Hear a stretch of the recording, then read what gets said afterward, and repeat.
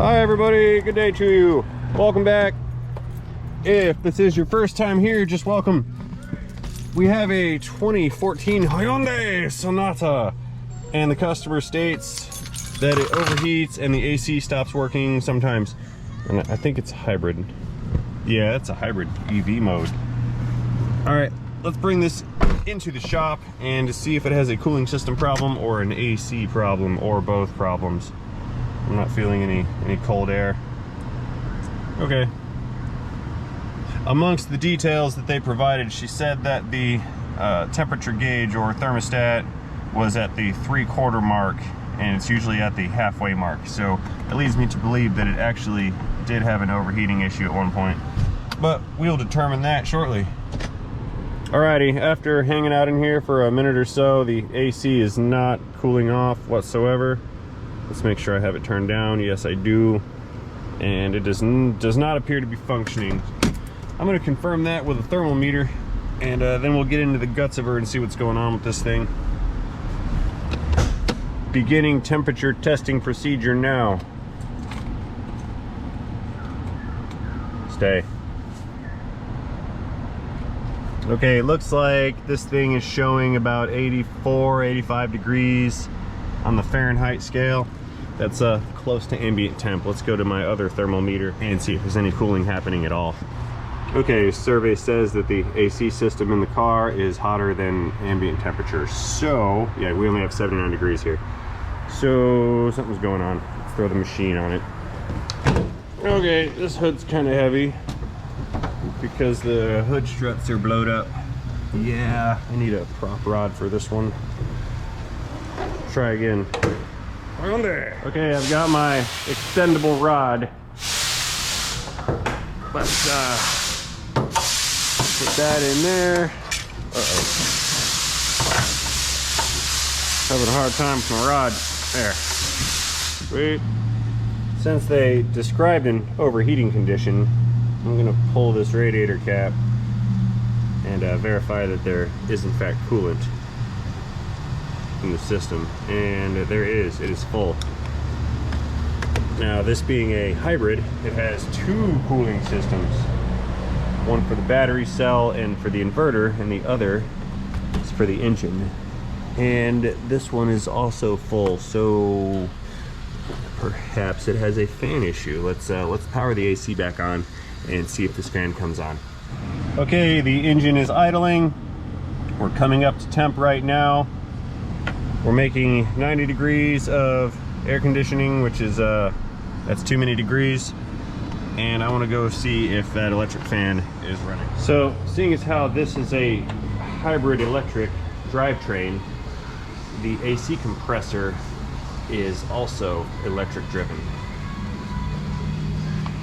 And the reason that it is electric driven is while this thing is in EV mode, the AC compressor still needs to be compressing, so they made that electric powered, so they're no longer powered by the serpentine belt. So as of right now, the AC should be blowing cold because the electric compressor should be compressing.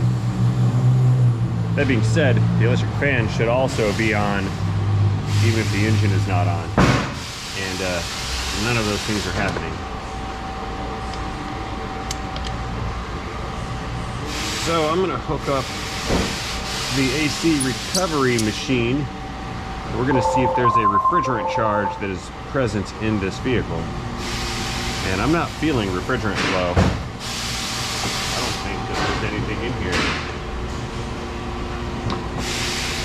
Yeah, no, it's super low, making 20 pounds on the high side. I'm going to throw a little bit of a charge into this and see if the system powers on. So I still haven't decided if there's one or multiple problems with this.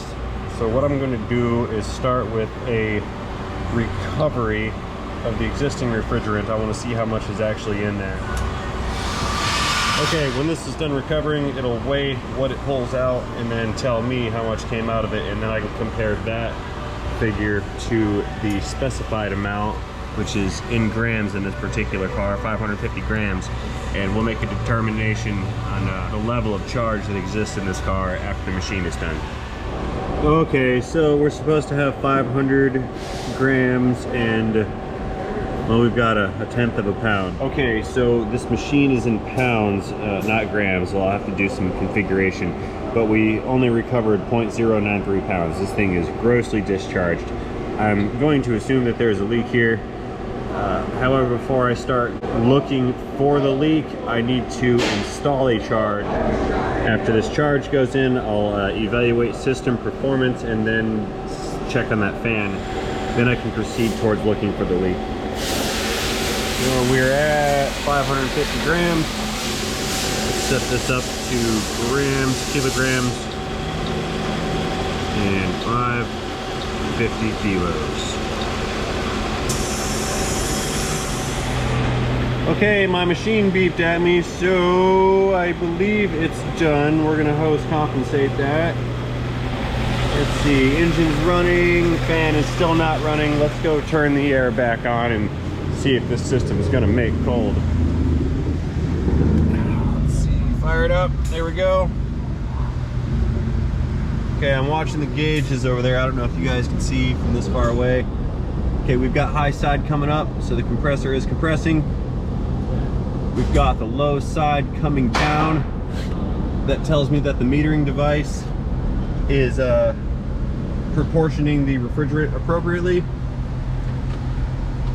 And the temp is starting to come down. We're at 80. Let's fire up the fan a little bit.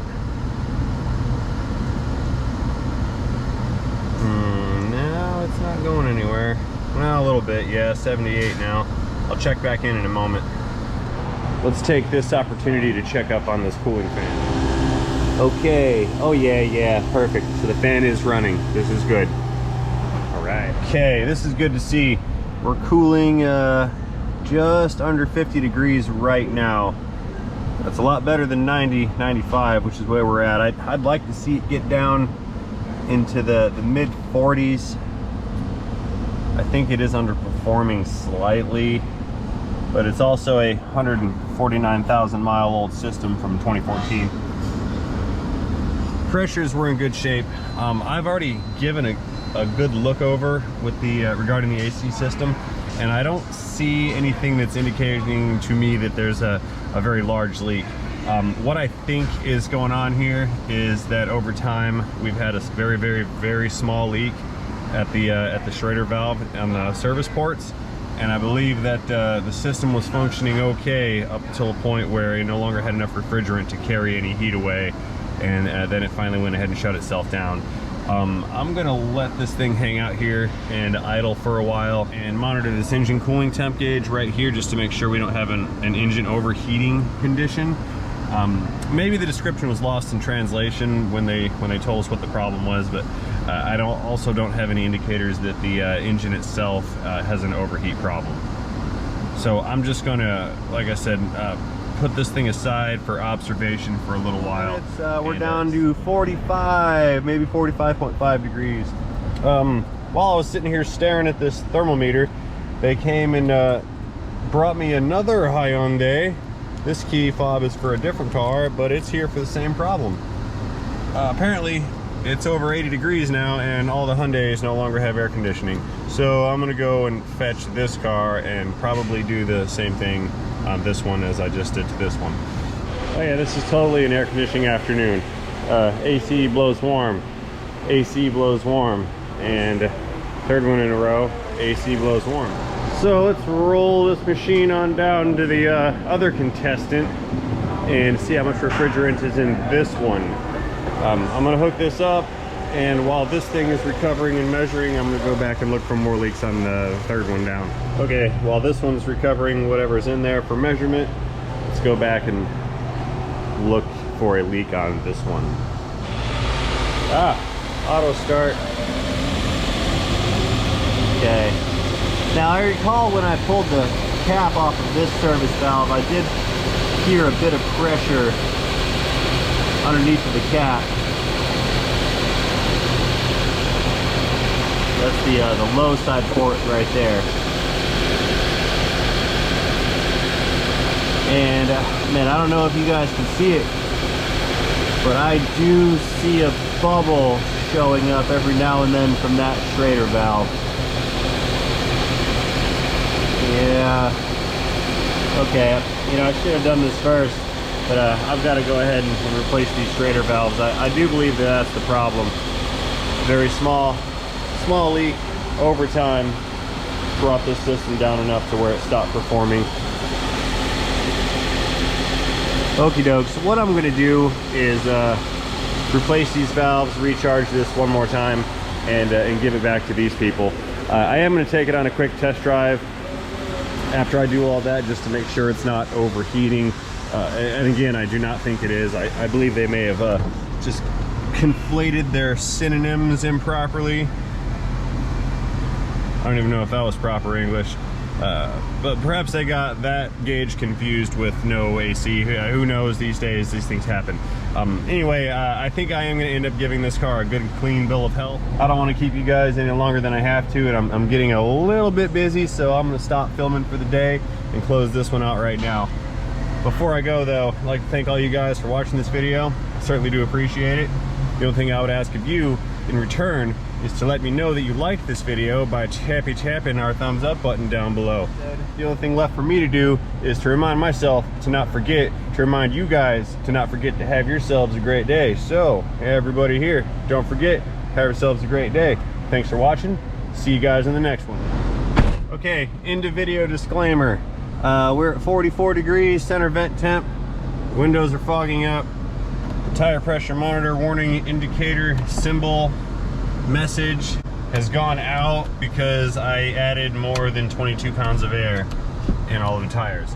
All right, guys, I'm gonna take this one for a quick spin around the block. Again, thanks for watching.